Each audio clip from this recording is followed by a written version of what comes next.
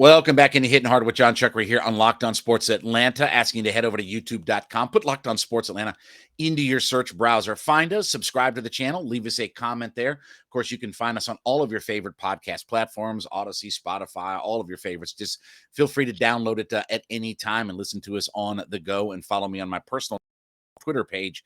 That would be at MCH316. I went to bed last night thinking, Braves got this. 6-4, they're up, all good to go. And, of course, the Braves lost last night in extra innings. Are we still on the whole Memorial Day or June 1st or third of the way through the season? Are we still on all? Oh, okay, sorry. We had that discussion yesterday about everything.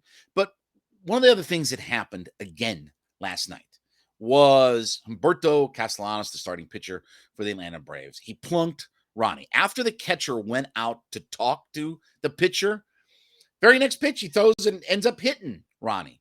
Now, Brian Jordan brought up this point last time on the broadcast about, I don't know what it is, but this is happening too often that Ronnie's getting hit. If you look for his career, Ronnie's been hit 32 times already. Last year, he was hit 9 times in literally half a season. This year, in 22 games, he's been hit 4 times already. Now, okay, I understand some guys, if you're leaning way over the plate or this, that, and the other. Is that really what Ronnie's doing? Is Ronnie doing anything differently than any other baseball player that's out there? I don't think so.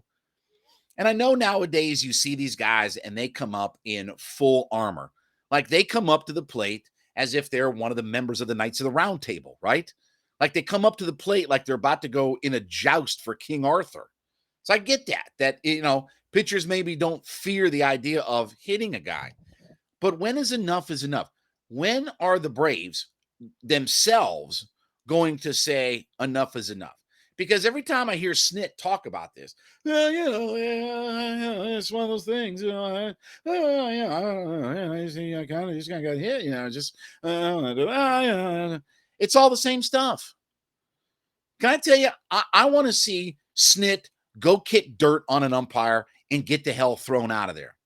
Or, better yet, I want to see him tell his pitcher, I don't care if you have to go into your bullpen and you go grab whatever Jabron, Gavone, Jamoke, Strutz, Scafozo that you could care less. You want like Darren O'Day?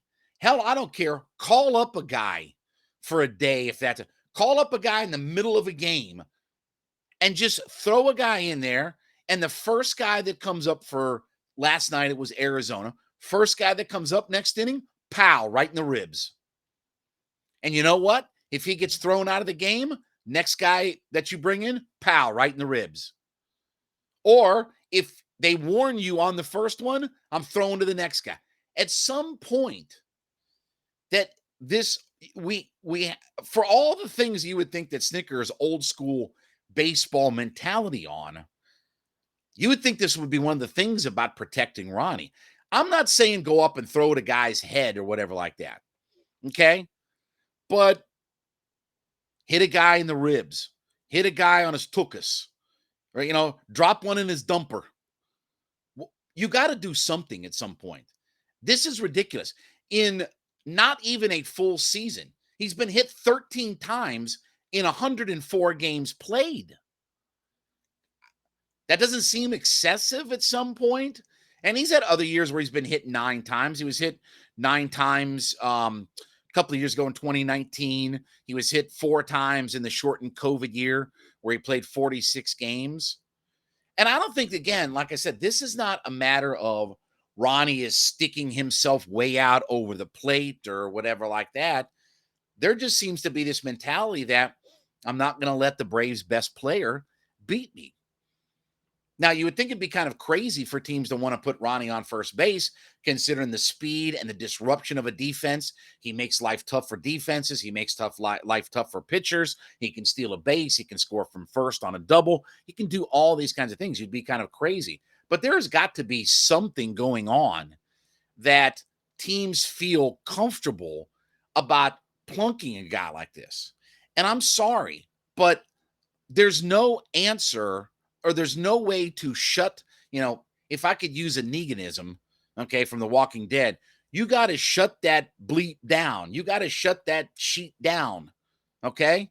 And the way you're going to do it in old school baseball is, you knock one of mine down, I knock one of yours down. You knock two of mine down, I knock three of yours down. You knock four of mine down, I knock six of yours down. And again, doesn't have to be in the head. You're not trying to hurt anybody. Throw one toward the ribs. Throw one at his dumper. Throw one at his thigh. And you know what? I'll sacrifice. Hell, you got 8,000 guys in the bullpen nowadays. I'm not saying take your closer and go out and throw at his dumper, but you got 8,000 guys in your bullpen. I can sacrifice, with all due respect, Darren O'Day for a night if that's what it takes. And you know what? If they do it again tomorrow night, then Jesse Chavez is going to come in and his job is going to be drop one in your dumper. But this has got to stop. And you're not going to change the mentality or the culture until teams understand that you come from one of ours, you go for one of them. And I'll give Ronnie credit. He's been very patient. He's been very good about not wanting to start an incident. But somebody needs to do it for him.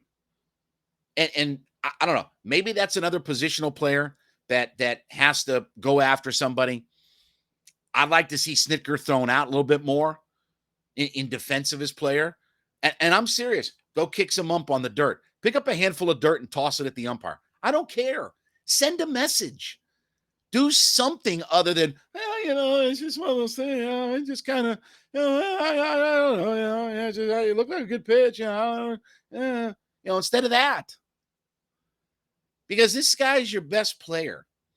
And if teams feel like that they can get one over on your best player, or maybe they feel like they're trying to take him emotionally out of the game, or maybe they're trying to provoke him into doing something where he gets, I don't know.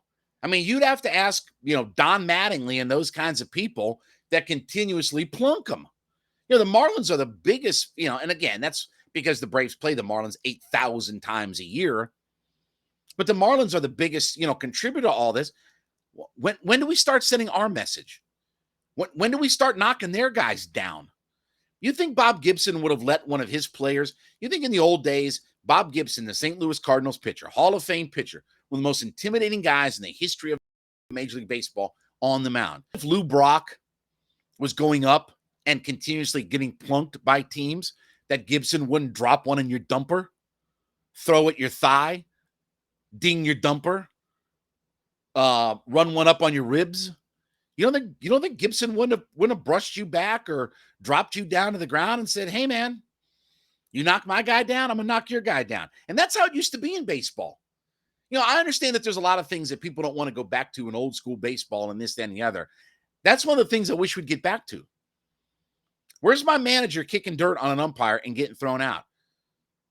Where's my manager going and grabbing a base off and throwing it out in left field? Where's one of my pitchers that I don't need to tell him to go drop a guy? Remember the whole situation with Terry Pendleton a long time ago when, was it Marvin Freeman that didn't retaliate against some guy and Terry Pendleton walked off the field? Where's that mentality at? And again, we could talk about leadership things and this, that, and the other.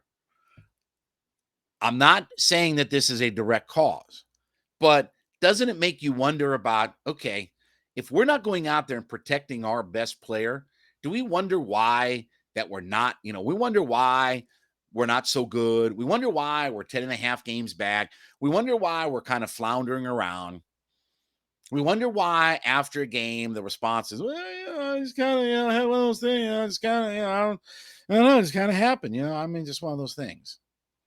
Protect your best player. And if that means run one on his ribs, throw at his thigh, ding up his dumper, I don't care. And if I have to sacrifice Darren O'Day or Jesse Chavez or one of the 8,000 guys I have in my bullpen in today's baseball world, then go do that. If that's what it takes to protect my best player, then do it. But this is getting to be ridiculous. 13 hit by pitch in 104 games played. Oi is all I can say. to all of that. All right, when we come back, you know how we love rumor and innuendo. Let's talk about another potential Hawks trade rumor. Ooh, saucy stuff. This is Hitting Hard with Jon Chuckery on Locked On Sports Atlanta.